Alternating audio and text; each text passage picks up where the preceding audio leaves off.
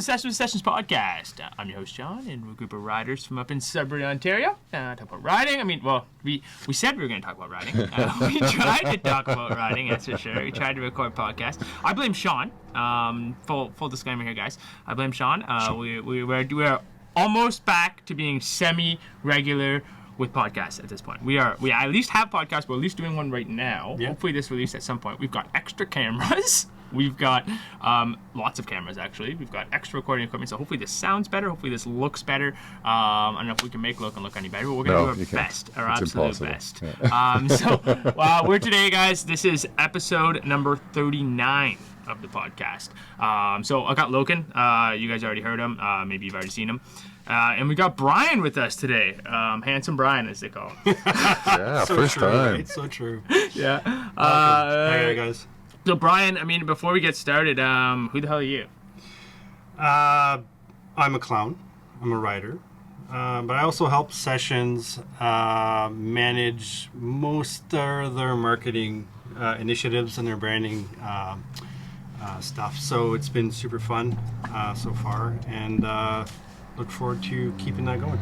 Yeah. You're a branding guy. Who rides bikes. Yeah. Long overdue coming to the podcast. What's that? Long overdue coming to the podcast. Long overdue. It's we need to make it happen. There's so many clowns, and there's a couple good ones. There's a couple bad ones. We're gonna try to get a couple of them on here from time to time. Some of them. So if you're a clown, you're listening to this and you want to get on here, don't get your hopes up. But maybe. But Brian, so you gravel bike, mountain bike, road bike. What do you? Yeah, gravel bike, mountain bike is my primary. I fat bike in the winter, and then I'm also now training with you guys, which is super fun. Been a lot of fun, and exciting, right? Yeah. So I mean, if you're listening to this, I don't know if I should really tell you when we're recording anymore because I don't really know when these things go out. But it is starting to get cool outside. We are. Yeah, this could come out in spring. It could come out in summer. It comes out in the spring. But we're starting to transition. So we're still riding outside. There's still nice days. This season's been a long season, so it has. Which is great. But we're also starting to do some indoor training. So starting to get ramped up for the season. And I mean, sure, there's going to be podcasts on that in the future. Mm-hmm. But guys, we're here today to talk about probably the coolest thing we've ever been a part of. To be honest with you, this year we've done a lot of cool things. We've done a lot of cool things with the store. The store's been around 6.5 years. With the circus has been around about 5 years or so now. And this is kind of it. The Beacon. So the Beacon Ride 2022. So that was if you're not familiar, that was basically the big on-road ride we rode around town as a fundraiser for one of our friends. And we'll dive in a little deeper as we're kind of going here. But the Beacon itself, why it started. So Ashley's a friend of both of ours. So Ashley and Chris is one of our clowns, and Ashley's actually with the Bearded Ladies, also with us. And Ashley unfortunately got diagnosed with multiple myeloma. And multiple myeloma, I mean, Loken, you got kind of the gist of it. You want to give us kind of a down low on like what exactly multiple myeloma is for people that are listening? I'm going to probably butcher this. Multiple myeloma is a type of cancer that gets into the blood, and it basically infects the whole body. It's not an easy prognosis for anybody to get. It's an incredibly tough road to recovery. And it was just tragic for it to be something that happened to Ashley, somebody who really is a valued member of the community through her business and through the activities that she does, and also somebody who really takes care of themselves and prides themselves on their fitness 100%. and the way that they're in shape. And it was a huge hit to all of us to find out that this happened to her, and we just wanted to help. Yeah, absolutely. And Brian, you want to give everybody kind of a quick 1-2 on who Ashley is and what her background is? In terms of the community, Ashley is a business owner. She is and was managing Mad Batter's Bakery. She is you can actually say a quasi-professional bodybuilder. Crazy, right? Crazy trainer. Super in shape. Was a paramedic with the Sudbury Manitoulin unit, so she's been helping people and the community at large for several years. So you really can tell that Ashley was part of and a staple of our community and really cared about it, not only locally but everywhere, right? So that was a major hit, I think, to everyone, and we knew as a team, as a unit, that something had to be done no matter what, right? 100%. I remember when we found out, like we did a gravel ride, and we had gone out to for a beer after with Chris, and Ashley joined us. She wasn't on the ride. And, you know, how I always am when someone's not on a ride with us, right? I kind of give them a hard time, bust the balls a little bit. And I was telling Ashley, I'm like, hey, why aren't you coming out? She's like, oh, well, you know, today wasn't a great day. I'm like, well, you know how to make a day a lot better. You just come for a ride. And just kind of having fun. And she's like, no, today was one of the first days for my chemo treatment. And I was like, what? So that led into this huge conversation. Now, that kind of leapt a couple things forward. Now, we're going to kind of back up a little bit here and talk just briefly about the circus. This isn't about the circus. This is about Beacon. But the circus it's a riding group. It's what we do. It's our Saturday morning group. It's kind of grown to be a little more than that. I've always said something since the start, and it's funny, Brunetti coined me with this a long time ago. He said, he's like, we're having a drink on the deck, and you said, I'm building a team and I don't know what for. That's what we built the team for, guys. It's like, this was the all the events and all the things that happened. We were putting the right people in place. We were talking with people, meeting like-minded people that like riding, that like the community, that like building the community, and we built up this little team. And when we had this team, we didn't have a purpose. We didn't have a real reason. We were just, we did the bike exchange, which was cool. We had a purpose, we were riding bikes. Yeah. But we weren't organized necessarily. We did the bike exchange, which was kind of our first big thing. Yeah. And then we realized, hey, you know what? You know, Matt Marsh, one of our other guys who owns Ivan Kitchen Cabinets, he threw out the idea, hey, we should run a race or a ride or something next year. We should run something. We went to Paris to Ancaster as a group, and we had so much fun. He was like, we should do something like that locally. Now, in town here, it's not easy to do those kinds of things, and we're like, you know what? Yeah, we'll do this at some point. We'll figure out, you know, a date, a time, get some stuff set up. But then when we got this news from Ashley, you feel helpless. Like there's nothing. I mean, like we feel helpless. I mean, she feels helpless. Like we want to help. How do you help someone going through something like that? So immediately, I called a couple of the key guys you know, right? Brunetti, these two, Matt Marsh, and just said, hey, like just want to throw this out there. What if we ran a charity ride of some sort? Yeah. Well, I think we got that first meeting, and it's like, what are a bunch of dorks that ride bikes going to do to help out Ashley? Yeah. Well, the answer was we were going to ride bikes. And but we had that when we called that first meeting. So we called a meeting with everybody just to kind of get together, like, you know, general idea. And we had like freaking 25 people on that call. Yeah. Like we had a lot of people ready to jump to do stuff. So it was cool to see it all come together. It went off without a hitch. Then fast forward, now we're doing this ride. Like basically what we had done, the Coles notes of it, guys. We had a 60K, a 20K, and a 5-kilometer ride organized through Sudbury. The 60-kilometer ride had 2 stops. The 20-kilometer ride had 1 stop. The 1 stop, the 20-kilometer ride, it met up with the 60 and led back to the venue, which was at Garson Arena. So it started and stopped at Garson Arena. There was an event there afterwards as well, with like silent auction. Mm-hmm. We had food, we had beer from 46 North, we had Maddie on the DJ booth, which is awesome. It was a whole event. We on the ride itself was that a barbecue? Keg sponsored some nice meat there. On the ride itself, we had police and ambulance escort. Yeah. So we had an ambulance up front, an ambulance out back, and we had motor cops blocking traffic. So what that means, guys, is if you could imagine, we were going down the Maley Extension, and we had cops blocking ramps so that drivers had to stop dead. We went down the Kingsway, and we got to run every light. We had cops running up to stop lights for us. So as a group, we were 200 riders, which is unbelievable. And basically, we created the biggest on-road cycling event this city's ever had in less than 8 weeks. Yeah, I think that's the surprising part, right? So when we got this information from Chris and Ashley, you know, many of the guys in the circus had only really met Chris, and you know, myself being one of them. And I think it's a shocking moment for anybody when you hear information like that about one of your friends, but then it was like, hey, well, what are our time frames for doing something for her? Because she's going to be in treatment and she can't do things past a certain date. She's not going to be allowed to do things as part of her medical plan. And so it was, we quickly landed on that date of mid-September, early September. It was the 11th.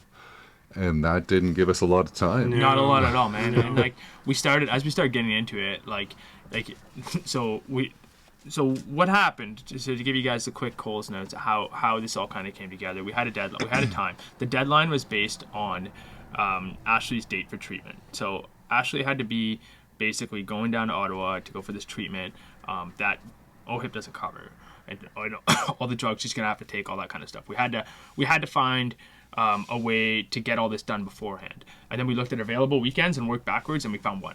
So that was the date. Yeah. It was a hard date. That was the only option. Yeah. Then backwards from there, we created a team based on, so we had our 25 guys that wanted to help, or 25 people that wanted to help. Then we said, okay, we need like an organizational committee of a smaller amount. Mm-hmm. So people that can spearhead this project. Brian on branding.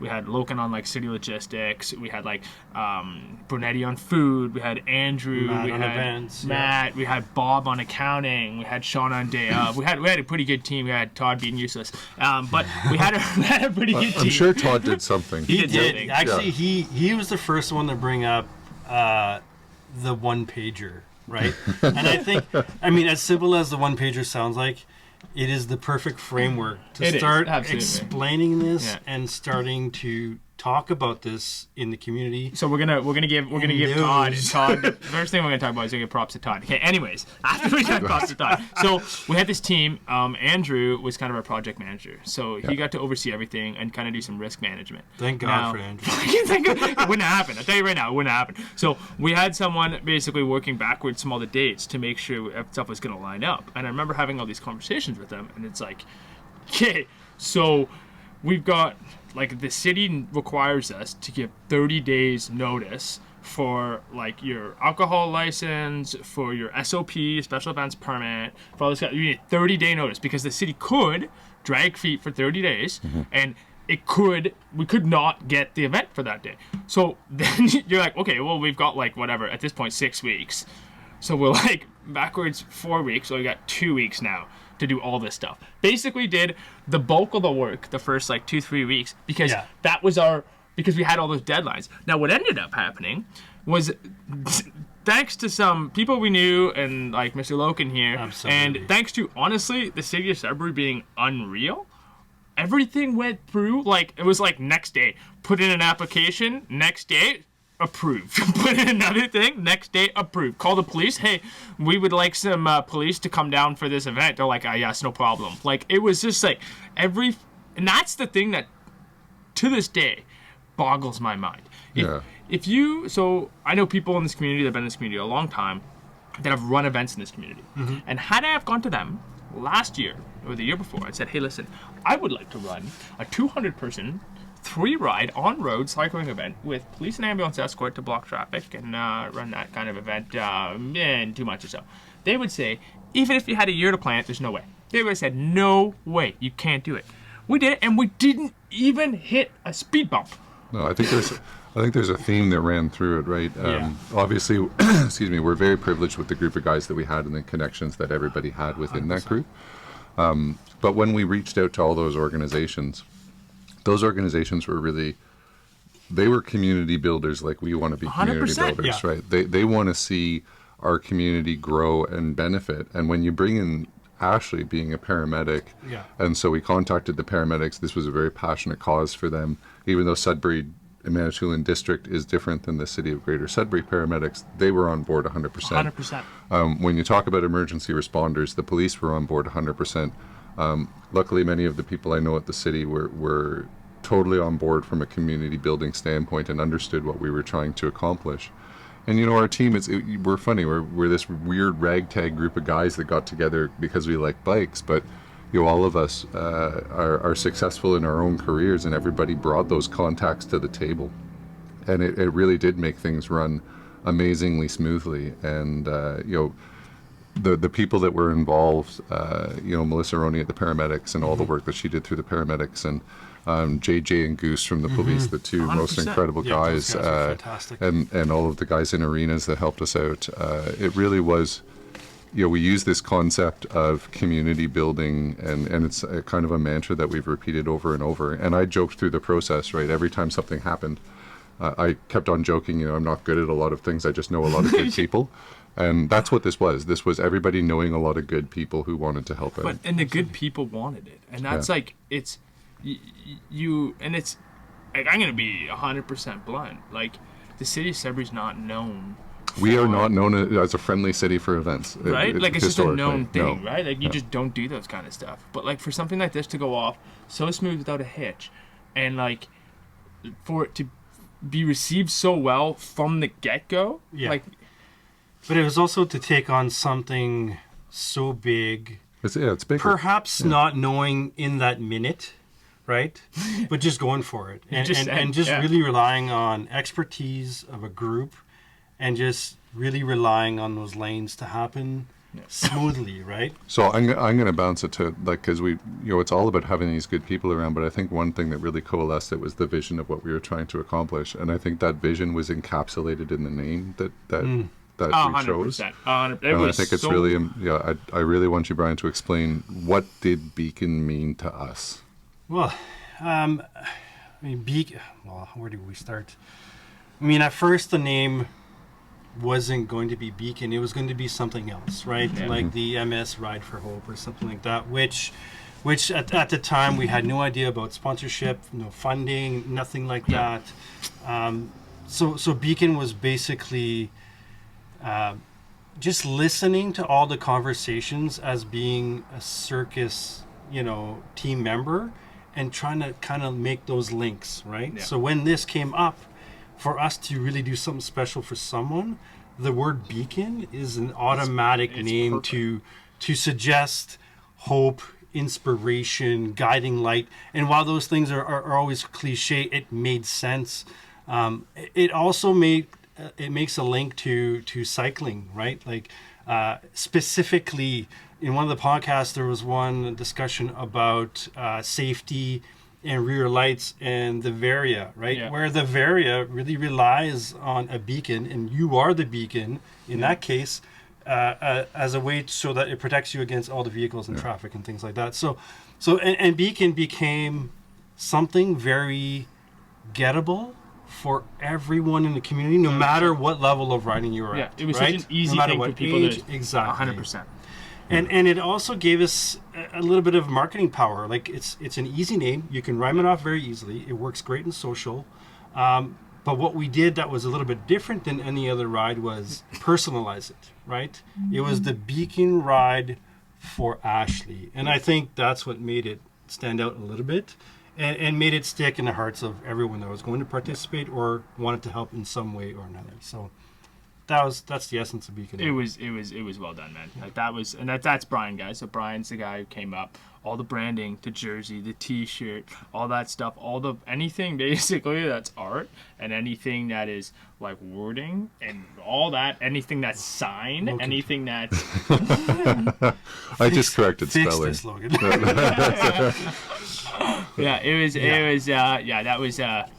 That was well done, man. I don't think and it allowed our group to really focus on that idea, Yeah, 100%. right? Yeah. Because we weren't trying. This wasn't all about just raising money for Ashley, right? The money was necessary, for people that aren't aware. These kind of diseases, although we have a great healthcare system, they're not. These exotic treatments are not covered by our healthcare system, and you have to bear a huge cost. And unfortunately, Ashley's insurance, she does work, she has insurance, wasn't covering those costs that she needed covered. And she's at an early stage in her professional life and didn't have the resources to just pony up for it. So there was an element of raising money, but on top of that, it's about showing her that people were with her. Ashley originally not from Sudbury, so she had moved up here. And this whole thing, when we got it all started, she had kind of worries about how many people were going to come out and everything. That photo that Andrew took of her and Chris, surrounded by people, just surrounded mountains by people. of people behind them. was crazy. And that's, at the end of the day, her, like, something she can take away. Something that she can take away, like, Ashley's fight with this is not over. Like, she's going through the treatment. She's got to go through this for a while. But now everyone knows Ashley. Everyone, and they might have known her before, but now they know her more personally. And if they didn't know her, they know her now. And she has more hope that, she has more connections and more friends and more support and feels the love from everybody now. Well, and that was kind of the goal. Through the pandemic, Ashley was really participating in this group called I Got Your Back 911. Right? Yeah, and they were awesome. So they participated as well, but it was really this concept of we have Ashley's back now. Yeah. 100%. So exactly. that concept that she was already buying into, like this, we got your back, and now we have her back, and that was the real purpose of the beacon. Is because that hope is such a powerful tool. Mm-hmm. Yeah, I agree. Okay, so that's as far as like preparation and stuff for what we had, kind of lining up how we kind of got there. I mean, it was 6 weeks of chaos. We could talk about it for a lot longer than that. Oh, yeah. Really, we could. It was basically we had a meeting every single week. Andrew sending you fucking action items. Yeah. Like, action item, John, you have to do this. Action item, you have to do this. I've never seen someone run a freaking Excel sheet like that kind of. It's like, amazing. Broken down, like, okay, so John, use your action items, and you have to have them complete by this date. John, did you start completing this? John, is this complete? I know, Is this done? there was like percentages assigned to each and then, like, line item. And then I'm getting like these like, that you get used to it, and eventually you're like, yeah, fuck it, just add it to my action. Just add it to my action. So in the meeting, like, okay, who wants to? Yeah, fuck it, just put it on my. But just a real kudos to the guys that were involved in that team and the amount of effort everybody put in. We could talk about it for another hour. So, it was awesome. Bob, Andrew, Todd, Brunetti, John, Brian, Maddie Marsh, the work that all the guys put in. Did we forget Sean? Sean. We forgot Sean. All the work that those guys put in it was just amazing. Yeah, it was awesome. Honestly, we really had the dream team, and then all the backup that we had on the day of the ride. Like, we had the rest of the clowns. So we said we had 20-some people initially volunteer to show up for that first Zoom meeting. That's not just people that like wanted to help. Everyone wanted to help, but that's people that like showed up for the first Zoom meeting. We nailed that down to less than 10 to try to make it more manageable. And then everyone else, and when I say everyone else, I mean everybody came to the call the day of. Yeah. And the day of, there was, oh man, was it chaos. And we knew it was going to be like, you can only do so much prep, and this goes out to Sean. I mean, volunteered to be the day of guy, which turned out to be the least glory and the most work. Yeah, you could, I don't know if you could paint his face that color of red. Right? Like, he was running around all freaking day, putting out fires, and it was just like putting out fires. We show up. And the arena guy goes, what's this? Like, what's this? What's going on here? Where are you parking there? You can't park there. And we're like, what? And he's like, we're running a ride. He's like, you're running a what? And we're like, oh.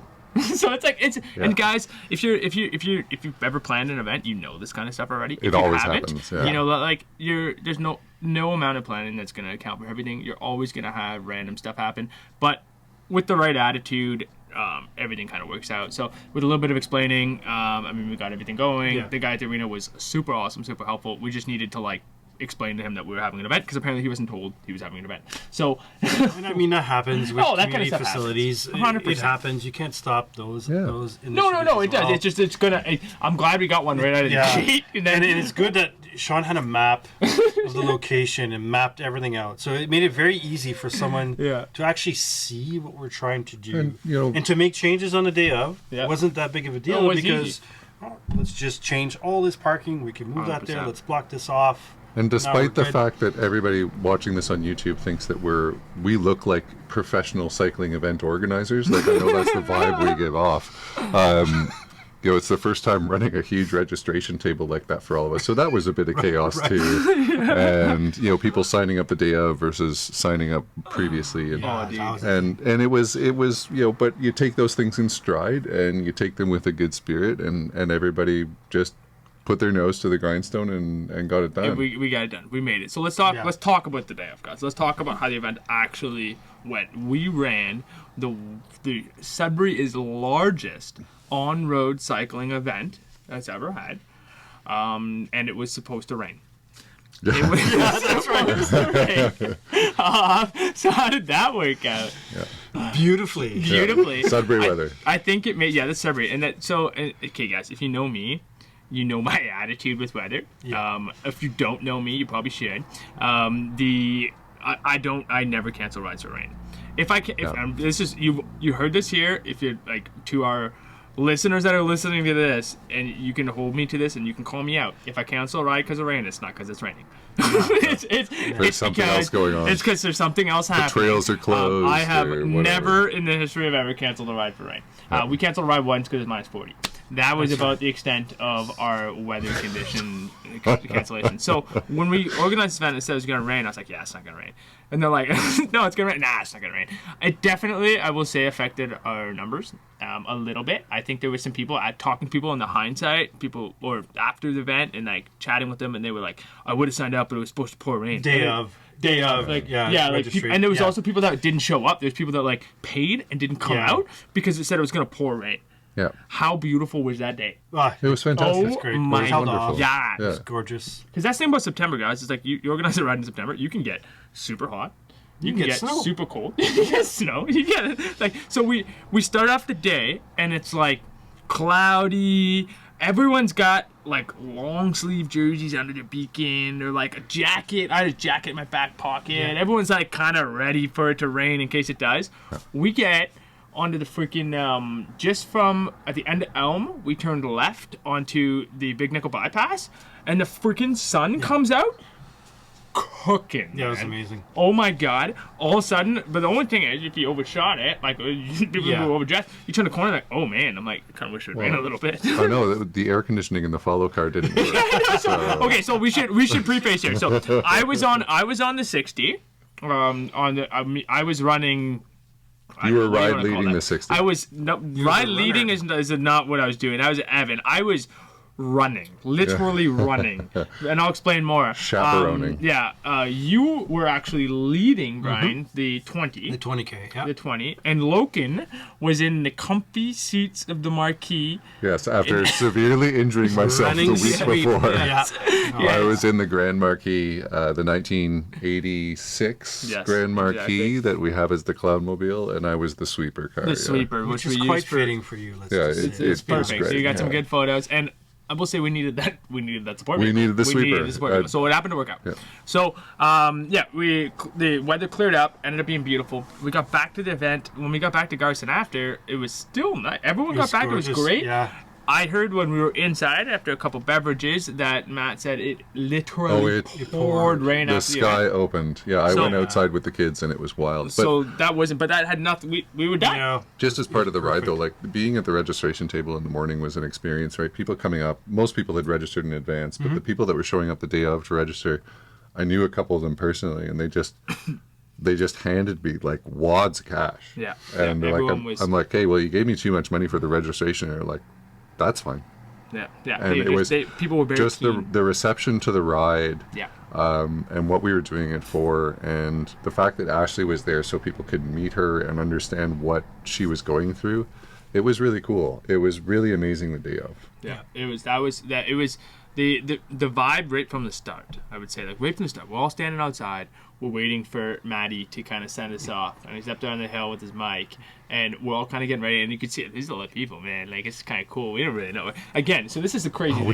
We've totally forgotten to mention Evan the entire time for all the route planning and all the effort that he's done to do his the route planning. Like, we had a banger route, man. And he did such a great job of trying to be considerate to not only our police officers and our paramedics, but also the traffic within the city. And okay, we're gonna talk about route when we get to route. We gotta send off first. I got a way we're gonna go through this. I got a way we're gonna get to route. Yeah, I got you. So we get sent off, right? And we're in Garson, right? We're going down the side streets of Garson. You guys also went through the side streets of Garson? At some point. So we went on to Falcon Ridge and then into the side streets and then back onto Falcon Ridge. Okay, so we did the same. Yeah. We didn't know the ride was gonna work. That's the funny thing. When we were on the ride, that's the thing I kept thinking, honest to God, the entire time. We're going down Main Extension. So we go from Garson, basically, on to Main Extension. Yeah. I was still not 100% sure this was gonna work. Well, there was still total uncertainty, right? Like there was chaos around the group of riders as people tried to find a spot to be. 100%. And we had asked the clowns, and there's more than we can name, the guys that showed up to help the day of. And them trying to find out how they can keep everybody in order, and I was kind of laughing from the back watching it all happen. Oh my God! It was very much like the start of a race. Like if you've ever been in a bike race, you start the bike race, and everyone's like bottles are going everywhere, and shit's going everywhere, and like everyone's just trying to find a spot, and people trying to get up front. It was kind of like that, but like way less chaotic, but still like being one of the people who organized. You're like, oh, okay, yeah, we're doing it. Like we did like 7 weeks of planning, and then we're like. Yo, we're doing it. Like we're in it now. This is actually happening. I wonder if it's gonna work. Yeah, we're going down, and it wasn't until we were going down Maley, and we had the traffic cops, and the traffic cops were, I didn't know what to think of them with their motorcycles and their scary looking face shields and stuff, and I was like, ooh, it's gonna be a little. But they were, when I watched that guy, they were on point. He comes up, dude. Yeah. So we had this truck from a company I'm not gonna name coming up the ramp. And the guy was obviously trying to get into, like, to merge into our lane and didn't want to, like, wait for all the cyclists to come. He didn't want to wait. And we had one of the motor cops behind us, and that guy blew up, found a spot between the cyclists, moved between the cyclists safely. Like, not at any point did I think that he was too close to a cyclist. Yeah. Moved across, blocked the guy's traffic, and then pointed at him and gave him a heart. I'm like, oh my God, we are doing it. Yeah. So when I saw that, I had instant feel of, like, oh, this is gonna work. Sick. This is gonna be sick. It took until I saw him do that. I was like, oh man, we did it. I got to watch those guys operate from the back of the peloton the whole ride, and you couldn't ask for guys with more stereotypical cop names than JJ and Goose showing up. But they were spectacular. They were really great, and they not only took the time to take care of everybody on the ride, they took the time to meet Ashley and to talk with her. 100%. And it was excellent. Let's talk about that for a second. How cool was that? Like, so Ashley, we weren't sure. Like, none of us that know what she's going through. Nope. We weren't sure that was a big topic of conversation. Could she do it? Or not Could she do it the day Ashley can ride with us. Not only did she join the ride, but she rode. She killed it. All of it. She had a great time. All of it. Yeah, she had a great time. The whole time. It worked out. I think she was sore coming into it the week of, doing a few other rides too, and day of. I think having everybody there gave her the little extra oomph to kind of say, we got this. She's got this. She's gonna go through it, no problem. That was so cool. Just be part of it all. Having her there was amazing. Yeah. And the paramedics did such an amazing job too. So we had an ambulance from Sudbury, an ambulance from Sudbury Manitoulin District, and an ambulance from Collège Boreal's paramedic program. Which was super cool. And all of those guys did just a fantastic job, not only helping to guide the rides and control traffic, and even at one point blasting some fantastic 1980s music through their PA system. But we did have a couple of incidents during the ride, and they actually had to assist us. Oh yeah, and so let's talk about that quick. Yeah. So we had two. So ours, I don't know. Did you guys have any incidents? We didn't have any accidents, but on the way back, we had to sweep further than we had hoped for. There were a couple of riders that were struggling. But you guys didn't have any. So no injuries. Okay, so we had two crashes. One very very small crash and one slightly bigger crash. The very small crash, gentlemen, like there was a car, and that was a funny one because it was like there was a car on the right hand side parked on the road, and he had moved over. There wasn't quite enough room for him to move over, and it was a tight space, and the other riders beside him didn't realize he had to move over, so I've never seen a guy get back up so fast. Hit the ground, got back up, back on his bike. I was like, "You good?" He was like ready to go. There's no way. So anyways, that was after we had the first crash, and the first crash was a little bigger. So we had it was a little weird. There was a bunch of stuff on the side of the road. I think people were looking around. We were all really enjoying the bulliards. It was our first time going through the bulliards with everybody, and someone had brushed up against the side of the bulliard, hit it. They swerved, made contact with another rider. Yeah, it was a bit of a freak situation. It was just a total fluke. Like it wasn't. it was that literally could have happened to anybody. Yeah. It was and, just like and the injury that resulted from it was far different than anybody expected, and to be on a ride with a bunch of paramedics, and that was crazy. Like we I was were like, all what should I standing do? around, And like. yeah. All the paramedics were on it, like I know a bunch of like Steve Mack and a couple of these guys. They were all like, and I'm like, oh, okay, that's right. This is one ride with a bunch of paramedics. Like, The they bike got- guys will grab the bikes and we'll take care of the bikes. And then they switched out ambulances with us. We had an ambulance. We were off on it was pretty quick. It actually ended up working out because we ended up still being able to meet you guys at a reasonable time. And the ambulance guys, like, they were so spectacular. Not only did they deal with that situation and deal with it in a professional manner, by the time they met up with us again, they had Gatorade for people at the rest stop, and like, they were wonderful. They were really so fantastic. good. The rest stops were awesome. So we had one at Boreal, Yep. and then one at Best Buy. One at Best Buy. The A&W, we're good. The A&W props for Fair serving enough. onion rings That's to right. many of our riders. Water, bathrooms. Like So and then the route. So back to Evan. So like the route took us basically down Melee to Boreal, and then from Boreal through Kelly Lake, and then Kelly Lake took us basically all the way down to the south end after that. Well, and people don't realize how much planning a route like that takes. Like, it wasn't just Evan fiddling around on Google Maps or Strava. No, man. He practice ran those routes. He took Well, people and with them there's to stuff like practice we tried ride to them. make sure everything's a right-hand turn. We tried Yeah. to make sure like Exactly. limit our lefts because we don't want to obstruct traffic. Try to minimize major intersections. Major intersections. We couldn't use any trail infrastructure because we had to get the ambulances ambulance with us. yeah. So there's a lot of things that we had to take into account there.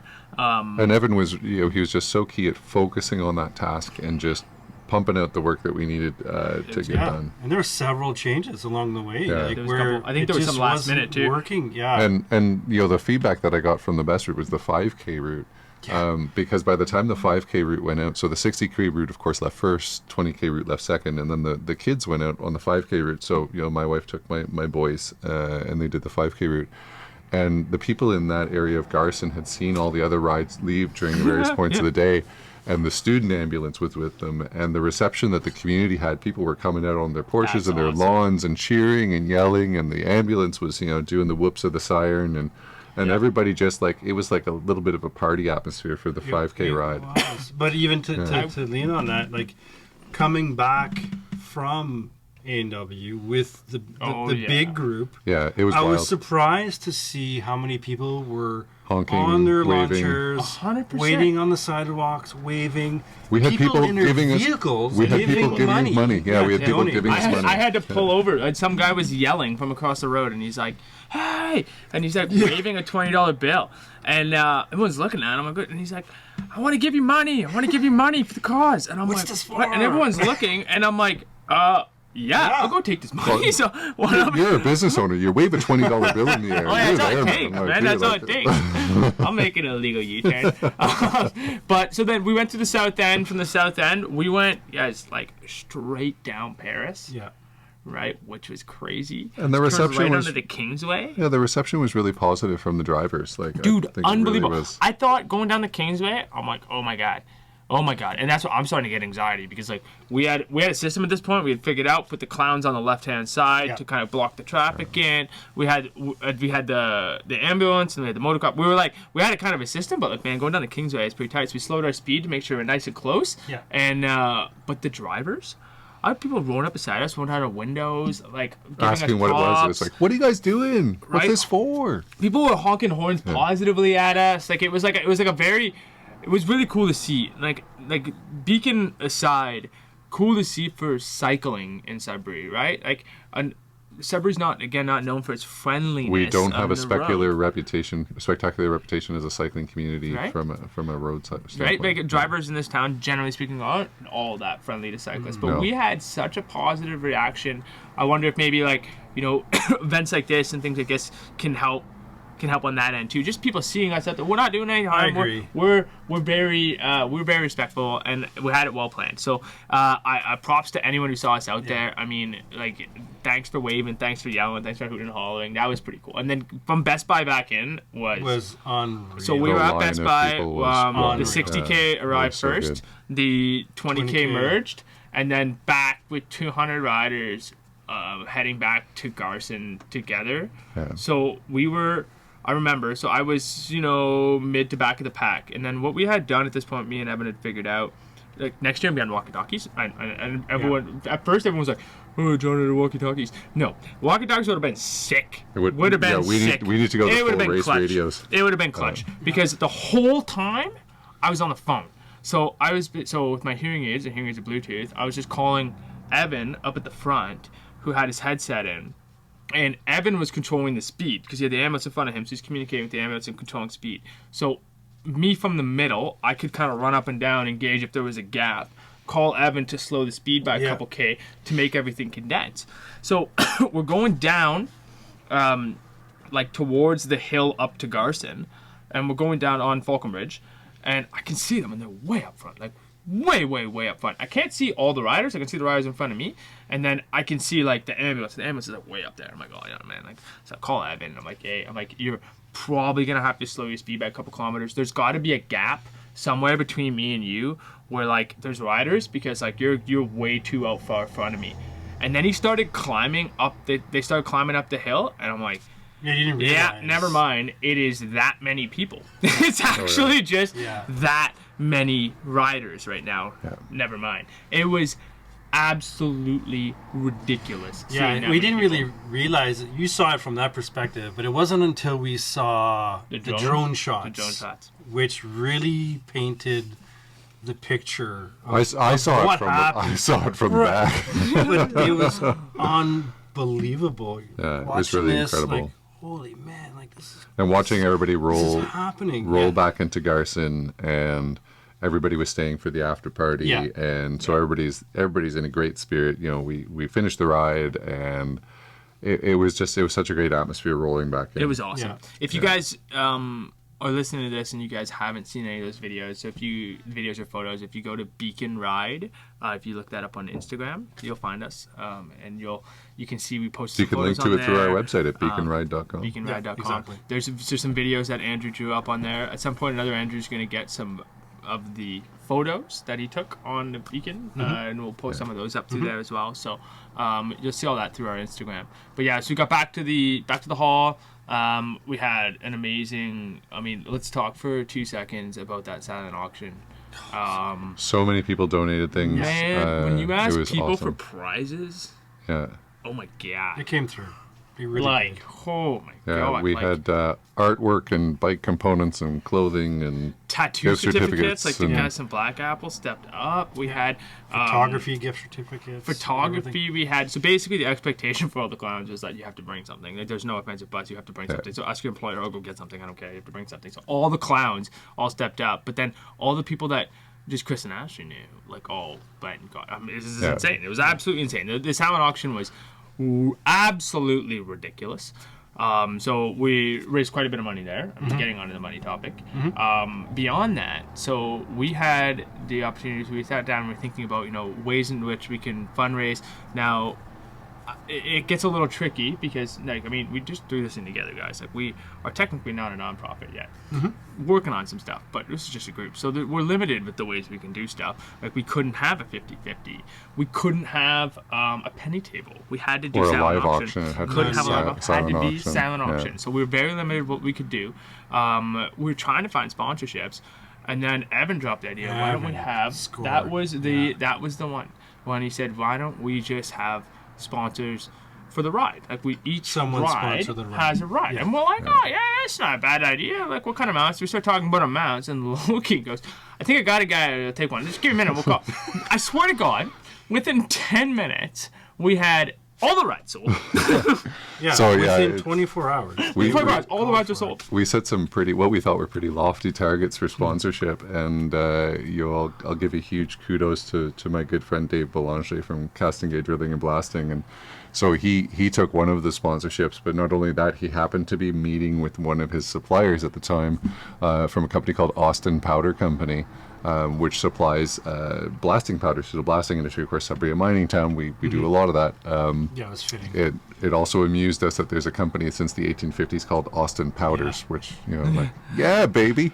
But the guy that runs that company turns out to be an incredibly avid cyclist. And They just ponied up. So do the Sudbury Wolves. That to do was our a cool kids' one. Sudbury ride. Wolf stepped up. They gave us tickets and they sponsored one of the rides. Yeah, and just the level of participation again from people that want to help build the community, from 100%. people who are interested in our community, and 46 North at the event sponsoring the beer and providing us free service for the beer The and keg, the keg for the cooking food. all that food for us. Culligan managed the water. The water, Yeah. We like had United Brokers also sponsor one of the rides. So 100%. We had those- that. Like we honestly, we're gonna be missing people in this just because there's so many people who help, and it's not to discredit anyone more than another. It's guys, we had so much help. Yeah. It was, and I think that's one thing. So I mean, all in all, first off, hats off to everybody. Like we got 25 grand. $25,000. For It Ashley was awesome. on it, like on it. Well, and from like, a had no planning- idea what we were doing. Yeah, from a planning perspective, we were talking about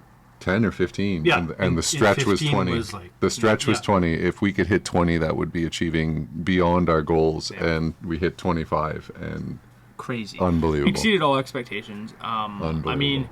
I think what it shows us, all in all, I mean, obviously these kinds of events that we want. Number one, like it is something that Sudbury wants. Number two, it's something that we can do. It's something that Yeah. can actually be done. Yeah. Like which is something we did not know 3 months ago. We did not know that you could actually run an event like this. We had no idea. And the last thing is that people want to help. yeah. Right? People Yeah, really that want it. was obvious. We Yeah. got a community that That wants to Like make as this soon place as we better. asked, like, and it turns out a lot of our asks were too small. Yeah. It turns out that, like, it turns out that when someone to sponsor a ride, maybe we could have more. To charge for food, we could have charged more. We set the bar so low for ourselves to make sure that the event was going to kind of work that we maybe could have done more all the way through. I That's think- crazy. I think that's the fundamental lesson as we look to the future. Beacon Ride is not just about Ashley. Beacon Ride is Yeah. about providing hope to somebody or some cause every year. Yeah. Exactly. So next year, Beacon Ride will run again. Yeah, it And will not be the first. This will not be the last. Sorry. The whole concept is that Beacon taught us that there's a ton of people who want to be involved in our community and want to be those community builders. And that was the best part. 100%. 100%. Getting everybody in, getting everybody on the same page, and doing. I mean, this year for Ashley and seeing Ashley through and seeing her now, she's going through a treatment now. It's going well. She's doing great. At least doing whatever well. she's Yeah. documenting looks really super positive. You can follow her. My myeloma chapter Yeah. is her Instagram. You can find her there. She's updating all the time Yeah. on her training treatments. indoors. She It's has fantastic. she has a bike She rode today. in the hospital. Yeah. And she rides Zwift in the hospital. Yeah. So she'll be back out there, guys, and she'll be back out riding. Absolutely. Which is pretty amazing. So it was an awesome opportunity to do something amazing for an awesome member of our community. Yeah. It worked.